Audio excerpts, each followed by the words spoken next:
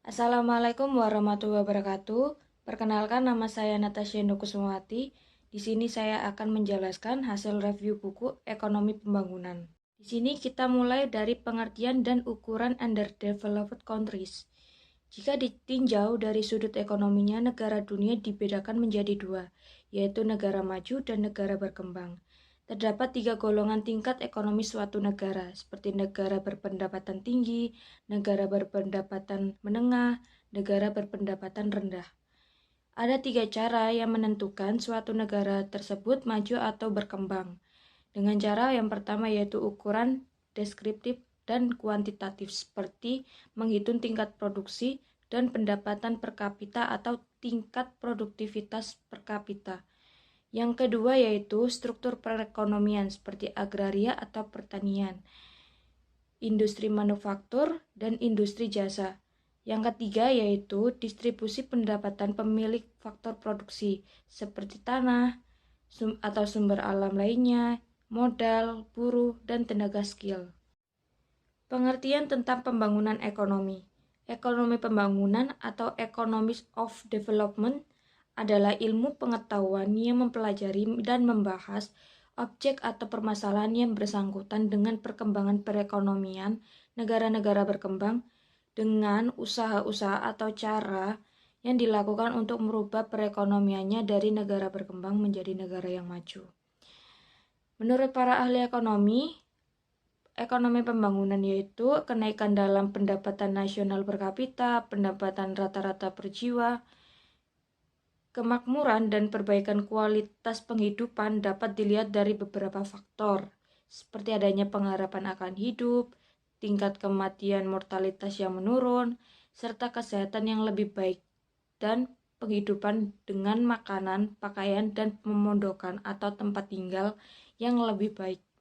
Pembangunan ekonomi juga terdapat 3 unsur atau aspek, yaitu proses perubahan dalam persediaan faktor produksi dan perubahan tertentu dalam struktur permintaan terhadap barang yang dihasilkan. Pendapatan nasional dalam arti real adalah jumlah produksi atau jumlah barang dan jasa-jasa yang dihasilkan masyarakat yang dihitung selama 1 tahun jangka waktu yang lama.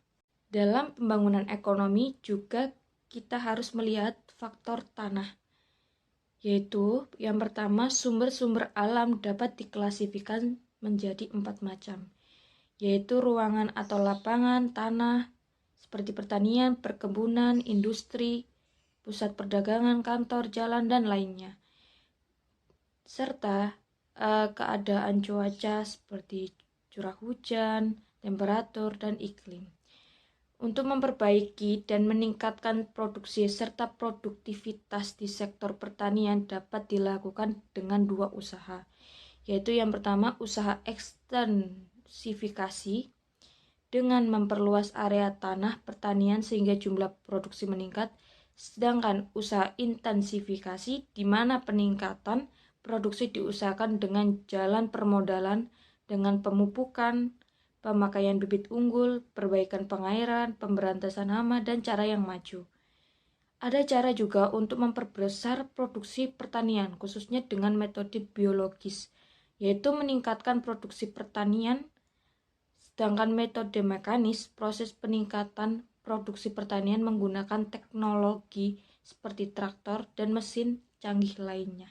Nah, di sini juga ada faktor kapital dalam pembangunan ekonomi, yaitu yang pertama, barang-barang modal, yaitu barang-barang yang dihasilkan bukan untuk memenuhi konsumsi, melainkan untuk membantu manusia dalam produksi. Dalam teori ekonomi, jika ditinjau dari sudut bentuknya dan sifatnya dalam proses produksi, maka kapital yang baik, modal kerja atau modal berputar seperti persediaan barang mentah dalam proses produksi dan modal tetap seperti pabrik, instalasi, mesin, dan lain-lain. Dalam ekonomi pembangunan juga ada penggolongan modal yang ditinjau dari segi produktivitas pendapatan sebagai hasil dari jenis-jenis kapital dari segi pengaruhnya langsung dan tidak dalam meningkatkan produksi, seperti yang pertama, Economics Directive Productive Capital, yaitu barang modal yang secara langsung menghasilkan produksi, seperti bangunan pabrik, lapangan pertanian, mesin, dan lainnya. Yang kedua yaitu economic overhead capital, barang-barang modal yang menjadi dasar bagi perekonomian yang hanya secara tidak langsung dapat meningkatkan produksi seperti faktor transport, tenaga listrik, saluran irigasi, dan lainnya. Yang ketiga yaitu social overhead capital, yaitu barang-barang modal yang menjadi dasar bagi keperluan masyarakat yang secara tidak langsung bermanfaat dalam usaha meningkatkan produksi, seperti sekolah, perumahan, tempat ibadah, dan lainnya. Di sini juga ada pembentukan modal untuk pembangunan ekonomi dan juga masalah yang terjadi. Adapun masalah pembentukan modal yaitu dalam proses peningkatan produksi dan pembangunan yaitu penawaran modal. Hal ini bersangkutan dengan kekuatan atau kemampuan masyarakat untuk menabung yang kemudian untuk diinvestasikan dan pembentukan modal itu terjadi. Adapun permintaan akan modal berkaitan dengan daya tarik pengusaha untuk melakukan investasi menambah atau menggunakan peralatan modal sebagai proses produksi. Akumulasi modal dan tabungan membiayai serta meningkatkan kegiatan-kegiatan ekonomi dan pembangunan. Perlu dilakukan akumulasi modal melalui tabungan dalam masyarakat. Sebagai sumber untuk terjadinya tabungan, dilihat dari menjalankannya seperti adanya tabungan sukarela, yaitu simpanan tanpa paksaan pihak manapun, dan adanya tabungan wajib simpanan yang menjadi kewajiban dari pihak yang menjalankan. Maka tabungan dibagi seperti tabungan perseorangan, tabungan perusahaan, tabungan dari pemerintah. Di sini juga ada faktor-faktor yang menyebabkan rendahnya tabungan, yaitu terdapat lingkaran yang tak berujung pangkal dari segi penawaran modal yang bersangkutan dengan tabungan dan dari segi permintaan akan modal yang bersangkutan dengan investasi. Adanya faktor demonstration effect dalam berkonsumsi di lingkungan masyarakat, yaitu hasrat tingkah laku dalam masyarakat untuk meniru-niru cara sikap hidup orang-orang yang berpendapatan tinggi. Yaitu yang kedua, cara menabung dan kebiasaan menabung yang tidak produktif. Seperti uang seringkali disimpan di rumah dan ditimbun atau ditanam dalam bentuk barang yang tidak bergerak. Hal ini pun ditinjau dari sudut masyarakat tidak produktif, dikarenakan uang disimpan namun tidak digunakan untuk usaha-usaha meningkatkan produksi dan pendapatan dalam masyarakat. Kurangnya lembaga keuangan, seperti kurangnya pembangunan dengan dijalankannya investasi yang dapat meningkatkan produksi pendapatan nasional, yang menyebabkan adanya peningkatan pembangunan memakai konsep COR yang menunjukkan suatu perbandingan berapa jumlah pertambahan satuan modal yang diperlukan supaya output atau produksi pendapatan nasional bertambah dengan kesatuan. Faktor tenaga kerja dan pembangunan, yaitu yang pertama, peranan dan perkembangan penduduk, khususnya tenaga kerja dalam pembangunan aspek-aspek jumlah penduduk, dan tenaga kerja yang mempengaruhi proses produksi dan usaha untuk memperbesar pendapatan nasional.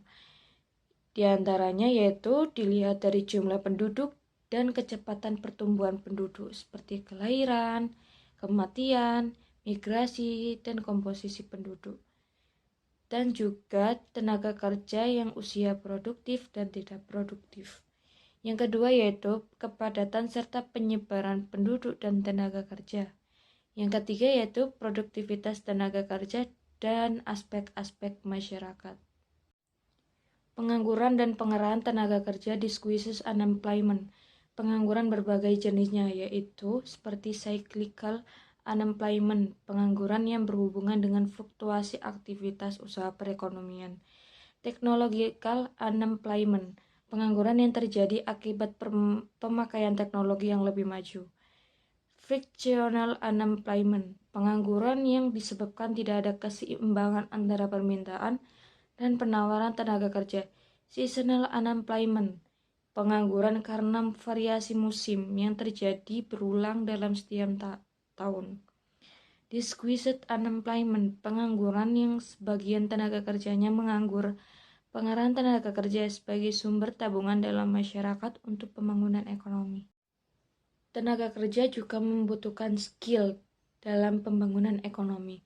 Kekurangan tenaga skill perlu diisi dengan pendidikan, upgrading, dan latihan dengan jenis-jenis keahlian, seperti keahlian dalam bidang teknik, keahlian dalam mengatur atau memimpin badan usaha atau lembaga, dan keahlian mampu mengintrodusir dalam proses produksi dalam pembangunan. Kekurangan tenaga skill dapat disebabkan oleh faktor non-ekonomis, yaitu menyangkut faktor sosial budaya dan pembawaan atau bakat dari individu itu sendiri.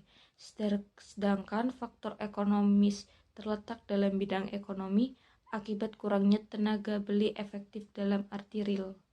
Dalam pembangunan ekonomi juga kita harus melihat tahap-tahap dalam pertumbuhan ekonomi, yaitu yang pertama ada fase masyarakat tradisional, fase transisi, fase take off, fase mature ekonomi, fase high mass consumption. Jadi kesimpulan dalam pembahasan ini yaitu ekonomi pembangunan adalah ilmu pengetahuan yang mempelajari dan membahas objek atau permasalahan yang bersangkutan. Dengan perkembangan perekonomian negara berkembang serta usaha-usaha atau cara yang dilakukan merubah perekonomiannya dari berkembang untuk maju. Usaha tersebut harus memperhatikan berbagai faktor, meliputi faktor alam, faktor kapital, faktor tenaga skill, dan juga faktor entrepreneur, pengusaha yang ikut serta dalam pembangunan ekonomi.